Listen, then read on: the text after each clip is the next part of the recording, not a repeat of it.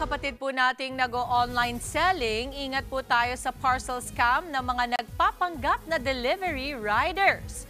Lalo na't magpapasko pa naman, imbes kasi na i-deliver, ninanakaw ng rider ang mga parcel. Nasa frontline ng balitang yan si Gerard de la Peña.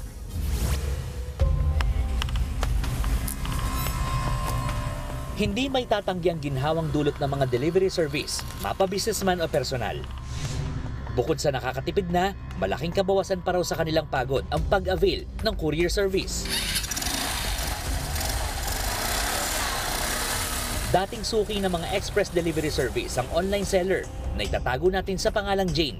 Since 2017 po, nung nag-start ako mag-online reselling, ito na po yung ginagamit kong delivery app. Imbes na maging katuwang sa hanap buhay, konsumisyon daw ang napala ni Jane mula ng tangay ng isang delivery rider ang mga sapatos na dapat ay kanyang ibebenta. May i-receive po akong 2 pair ng sapatos.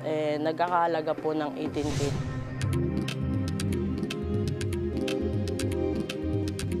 Mga naka 3 hours na po, hindi pa rin po nakakarating yung rider. So, tinry ko po siya kontakin.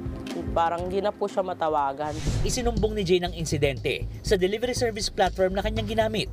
Pero hindi raw na-aksyonan ang kanyang reklamo. Kaya dahil na rin sa sama ng loob sa puhunan naglaho, hinanap ni Jane sa social media ang rider na tumanggap ng kanyang service order sa app. Nakita niya sa Facebook ang registered rider. Pero ang siste, hindi na raw siya ang gumagamit ng account.